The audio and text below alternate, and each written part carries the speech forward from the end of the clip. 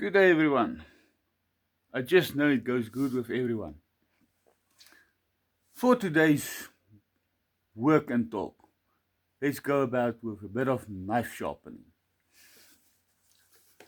Now, when we talk about knife sharpening, we are not going to go razor edge sharpness where we are going to shave our arms and cut the paper so it has this nice clean cuts. No, we're just going to go about and sharpen a knife to the point that it will cut. We can actually utilize the knife. So where I want to start is actually just get the basics out of the way, that we know what is a knife and how it operates. So for a normal knife, you will have your spine, you have your body, and you have your cutting edge. Let's see if we can just get it there, just your small cutting edge. And what we will focus on is the cutting edge on the side. So what you will have, your knife is your spine on the back. This is your spine. And your edge. I'll give you a better picture of what I want to show you now. So when you look at your edge will look something like this. Because when you under the microscope, as soon as you zoom in onto it, it will always have this little teeth. And when we are sharpening the knife, you are actually taking it away to create that teeth-like areas. And this is the edge that you will obtain at the end of the day. And from the side,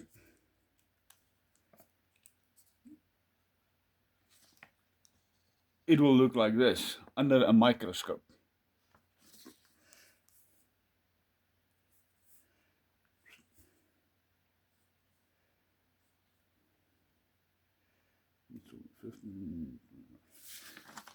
When we refer to the angles, this is your 90-degree angle, then you will go up to your 15 and we will go up to your 25 from the 90 degrees in the center point to the sides.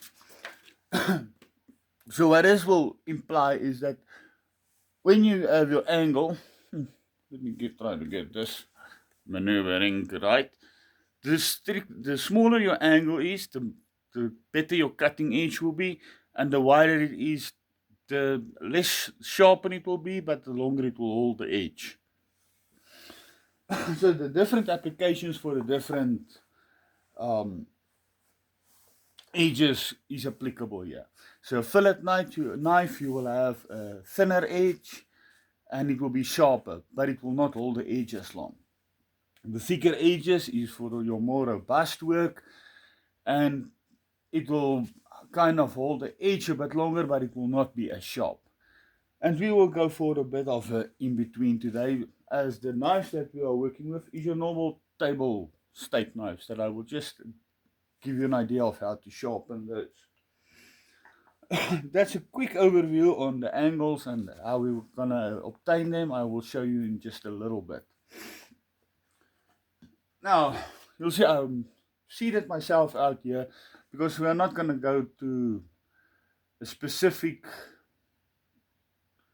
set of how you must position yourself. I just go for a little bit of comfortable. I have a nice table that I use, small table, and seated on the floor as I'm comfortable in this position. Again, as we are not going to go for razor edges, the type of stone that I use, this is an oil stone. Most of the stones these days that they use will be your whetstones, your water type.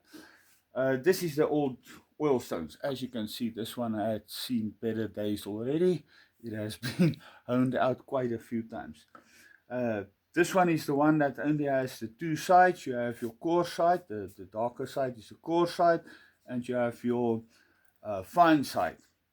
This is a 400 grit and a 1000 grit, and for the purposes of how I use knives, this is more than enough. When you get to more specialization of knife sharpening, you will see on the fine side, especially when you try to go to razor edges and all of those things, people will go up to 8,000 grit, where they will actually sharpen their knives up to. So the thing is that will only mean, when we talk about this small tooth-like edge that you are creating, it will be more polished, so you have more of this little beads polished into your edge at the beginning. For us, I'm not gonna go that far. I just need a knife that will cut. Now, since this is an oil stone and not a water stone, you can use your normal engine oil, gear oil, even your WD-20 that you can have. I am just using an all-purpose machine oil. This will do the job just fine for us. So you will just put some oil on your stone, and you wet it thoroughly. And basically what I'm doing is actually wiping off all of the old debris, all of the old shavings that you have already accumulated. And as you're gonna start sharpening the knife now, you will see it will actually take all of the debris and swipe it off to the sides. This is so that the pores of your stone does not block up. Since the knife that I want to sharpen is not in a too bad condition, it is quite nice. It's just a little bit dull. It's not full of chips and cracks or that kind of things. I'm going to start with the smooth side already. Most of the knives I'm going to do today is going to be just sharpening up it again, because as you use your knives, it's just going to dull over time. And that's the reason for why I'm putting this out today. As your knives dull over time, you just want to sharpen them up just to give them that cutting edge. And that's the reason for today. Sometimes your knives will get chips and dents in them. Then you will actually start with your coarse side, take a lot of material away in a few goes, and then only start on the fine side in order to polish it up and give it a nice clean edge. Apologies. So when we're going to start with the sharpening, the best thing is to have loose arms, loose wrists, loose fingers. So you put it on the stone. The biggest that I will say is put it flat on it and then lift it up. As you already have an edge here, or a preset angle. This is this angles that we are referring to here, because let me just add this to you for you guys. So this will be your body of your knife, and this will be your cutting edge, which you already have this angle. Normally that will be there in a pre-existing knife. So you'll lay your knife flat. I must get another pen here. So you'll lay this part flat on the stone, and then you will just lift up your knife just that little bit until you'll feel this part is solid on it. This might take a little bit of practice in order to feel where it actually nice and go and sit perfectly on that area. Then you're gonna have to keep it steady.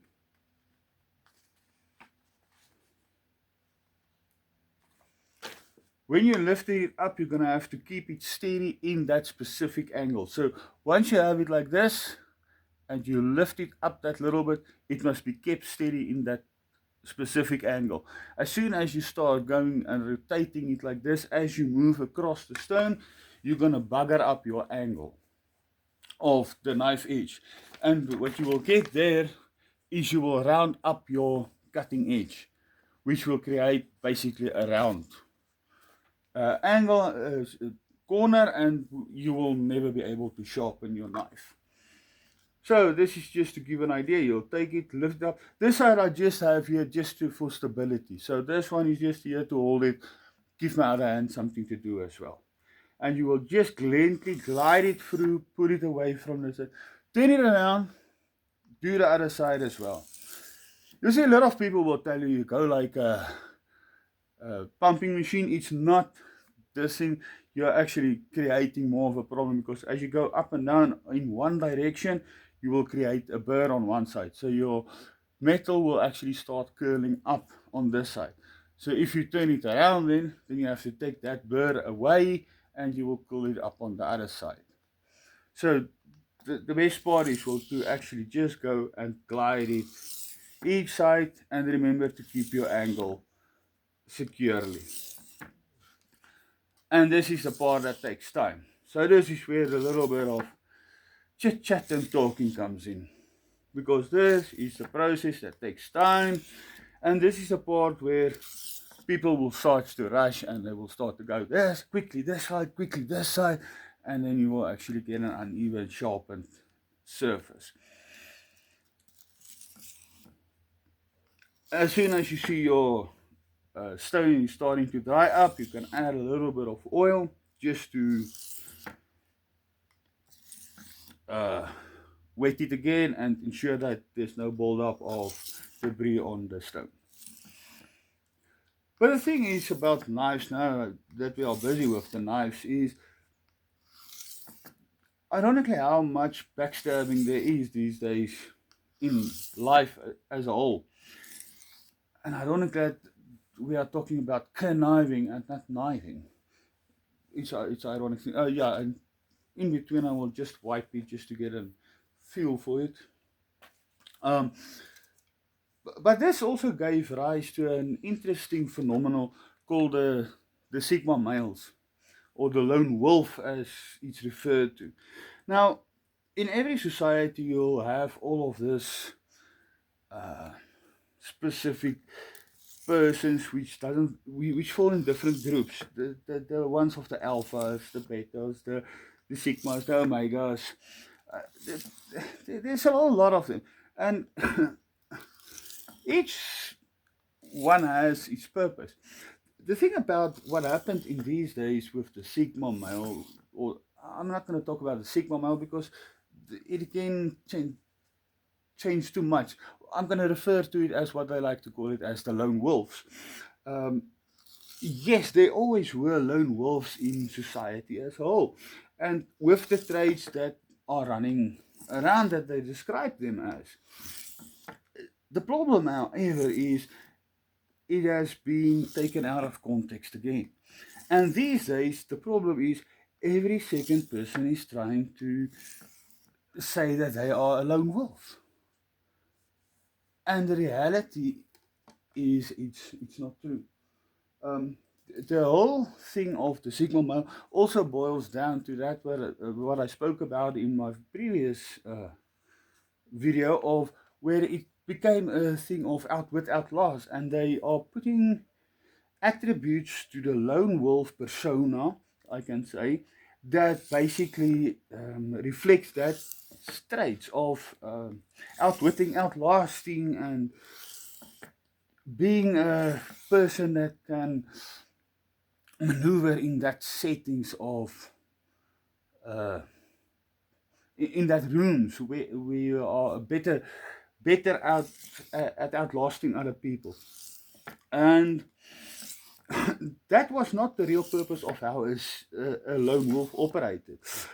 And what makes it more disturbing, with everybody these days claiming to be a lone wolf, in the bigger picture, when you go to the lone wolf thing of what it actually means is you would have one entity that would have been a lone wolf, that would have been an outcast, which would have been not part of a group, which would not have been in the pack, and he would have lived his life in his own terms. These days you have 20 people who say they are lone wolves and not part of it, but at the same time they are within the pack. How are you a lone wolf but you are functioning in the pack? Then you cannot state you are Sigma male anymore, or you are the lone wolf. The lone wolf effectively operates alone. So the moment you actually go and engage and are more in social groups, in social gatherings, you use leverage to get somewhere by engaging in the social activities. you are no longer the lone wolf persona, the lone wolf shift that you are trying to portray. Then it becomes again a perspective of maneuvering, outlasting, and all of that. And that's a problem that we are facing. Labels is being hanged around people, and they are trying to make themselves out smarter than they are actually. But they don't want to be labeled as the traditional, in the traditional sense of how things were labeled, because of maybe the bad connotations there are behind it, or they don't feel like it, or because they are actually losing against the traditional sense. They don't get first place, if I can say it like that, but they get a second or third place in the traditional sense of labeling things. Because if you go to the true labeling of what a lot of things are, it's going to be a whole lot different than I think that what people actually attribute it to. That's just a quick, interesting rant that I picked up on, that I thought was interesting about, and especially now, where after the time when we had to spend time alone, people still think they want to be alone. As I heard the other day, the social battery is empty, and a lot of people are not actually meaning it. Yes, there are people that are not social people, but the amount of people these days that say that but don't mean it are staggering to me. Because they were brought up in households that are functioning on essentially being enough people are in a social setting with more than one people talking to people, and it's very few people that actually are living in the sense of don't want to be social. I think betrayal and all of that might cause escalation to that, of being not wanting to social, but it doesn't mean that it's actually what they want. I think it's more a defense mechanism for a lot of people. It's few and far people in between that truly are single people that can function on their own. I mean, take for instance, just all the social media is actually what will tell you about it. If people can function on their own, why are they always running to go and look what other people do?